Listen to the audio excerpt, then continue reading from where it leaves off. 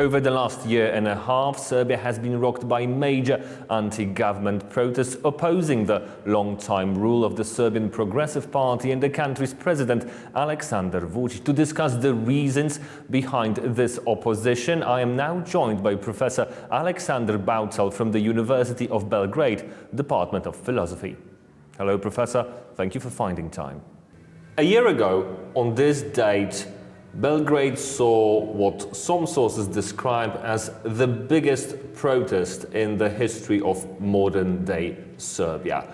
Could you please walk me through the events of that day?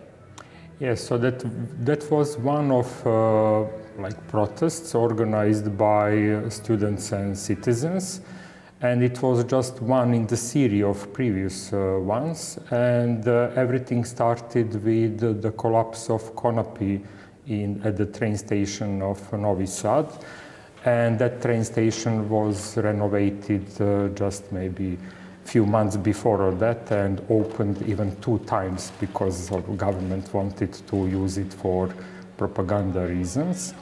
So that when the Konapi collapsed, so I think that many citizens, they realized that their withdrawal from the political life and public life and social issues is not the strategy that can secure for them normal life, because then they realized that everybody of us could be under the Konapi. So, and after that, citizens and students started to organize protests. So would you say that it reawakened political consciousness in the society? Yes, I would say something like that. And before that, so that if we are going now, we are not walking through to the 15th of March, but we are going even before of that. I think before the Konapi collapsed, we had the biggest part of the society that people withdraw from the political life and social issues because they didn't believe that anybody can voice their needs and interests, and they lose the trust in institutions and political life. So many citizens, they believe that if they withdraw in their private space, so that this is the best strategy for them. Because if you are in your private space, you are meeting people to whom you can trust, with whom you are feeling good, you dream about some small private issues, and you are trying to achieve some private goals, and then you start to believe that it doesn't matter in what kind of society you are living.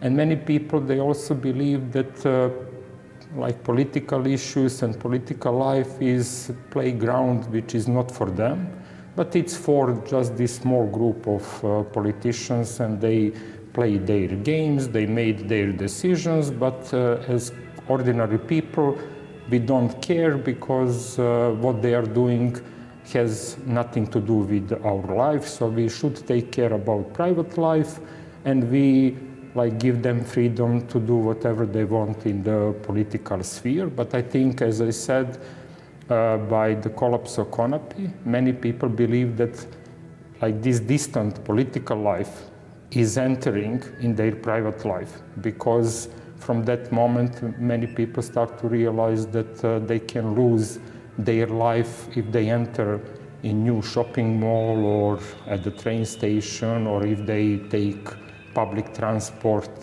So then you start to feel that you cannot ignore political life and society. But still, I think that many people, that without students, we would not get a huge social protest, because people needed, common citizens, they needed someone to trust.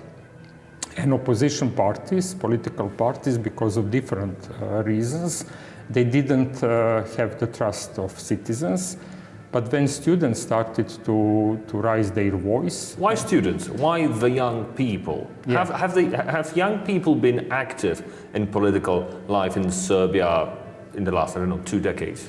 Not so much. So it seems to me that for a long time, young people, they had the strategy, okay, I will graduate at the faculty if I speak about students of my university. They believed, okay, society, it is very difficult to be changed. We see that this society doesn't function as it should be. So, but as a person, individual person, maybe for me it's better strategy to go abroad. But I think that we get also a new generation of young people, and these people, this new generation, they were born after the democratic changes in 2000. They were raised in different conditions, and it seems that it happened something that nobody expected. So that young people, and we had a lot of stereotypes about the new generations. They are not interested in anything which is not related to their private interests, etc., etc. But it seems that young people were different than we thought about them. And obviously they come to realization that, like they said in some protests, it is better to change this society than to move from this society. So they realized, because of probably different reasons, now we can make individual theories about that, but obviously this young generation of students, they realize that it is worth to get engaged and to try to change society where you are born, where you are developed, so that they decided not to stay silent, but to start to protest. And then citizens who were also unhappy with the situation, but they didn't have trust in anyone, they noticed now one social actor, like students, to whom they can trust. And I think that one important reason for that trust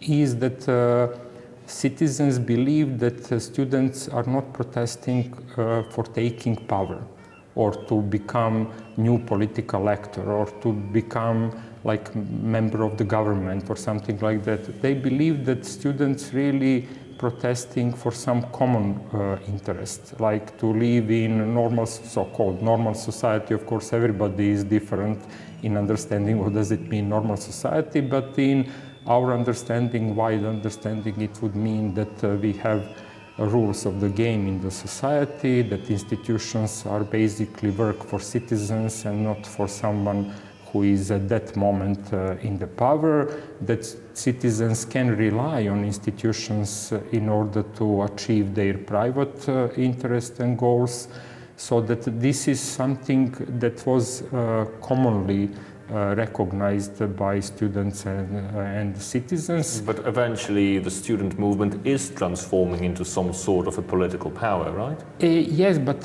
we should take in consideration when we start to speak about 15th of March. So last year, at that time, students and citizens, they didn't put on the forefront demand for the elections.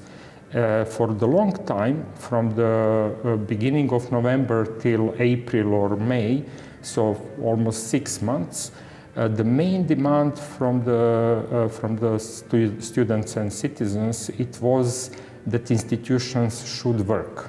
So that they demand that we know the truth behind of the collapse of Konapi, why 16 people lose their life, who is responsible, that we can see as society that we have that political system can ensure truth to the citizens, and that we can get some kind of public satisfaction, because if we understand how it happened, who is responsible, then you can somehow believe that in future the probability that something like that will happen again is much lower. So why did they eventually put forward the demand for snap elections? I think that it was after 6 months, students and citizens, they realized that we cannot expect any more from the government, that they are willing, that there is political will on the side of the government to meet these very reasonable and basic demands. In fact, these demands resonates very much with the basic function of every government. So government by itself, by definition, by our constitution, should do this. So we should not demand that if something like that happened, that government and other institutions work their job and then provide the truth to the citizens. It should be like that without any demand. And if we take a look at our constitution and laws, it is written like that. So more or less, first 6 months, the main demand was we would like that institutions work their job in the way which is already written in the law. But after 6 months, I think that citizens and students, they realized that there is no political will, and they started to suspect that important reasons for collapse of the CONAPI are related to the very high politicians, so that citizens and students, they realized that government doesn't have political will to do what is their duty. And then people started to suspect that some important reasons for CONAPI collapse has something to do with very highly positioned politicians, and that their effort to avoid any investigation, trustful investigation, is related with their interest to hide the truth. And from that moment, I think that students and citizens, they realized that their demand, that there is no point anymore to insist on these demands, but they need to insist on something else. On a systemic change. Yes, and to ask for the change in the government, and then to demand from the next government to do what the current government doesn't want to do. And the snap elections eventually will be happening, probably end of this year, maybe beginning of the next one. Do you think... So not snap elections, regular elections we need to have some time next year, but snap elections were demanded in this year. So when will they be held?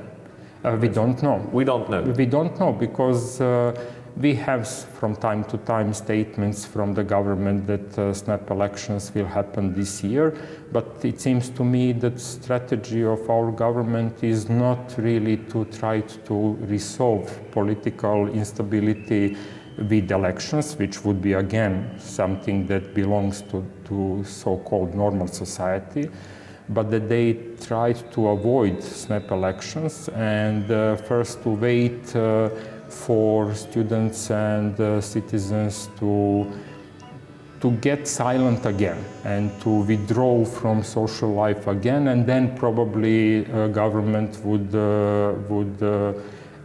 have elections, but in that case they would try just to use these elections to stay in power again. So one quick question to wrap it up. How do you see Serbian political life in a year from now? I hope so that of course it is very difficult to predict, and I am not political analyst, so that, but I believe, what I believe is that at the moment we have majority in society of citizens who are not satisfied with the way how political system functions, not with concrete people who are in power, but how political system functions. They don't believe that political and other institutions, social institutions works for them, but they are captured by people who are taking temporary powerful positions. So I believe that hope of many citizens for 1 year from now is to get a new government and to start the process, not to end, but to start the process of building, as I said, normal society, whatever it means at the moment for different people. Will the student protest movement endure until the elections are called? I believe so. But not only student protest, I think also citizens protest. Professor, thank you. My guest was Professor Aleksandar Baucal from the Department of Philosophy, University of Belgrade. I'm Paweł Trzaskowski, and you're watching TVP World.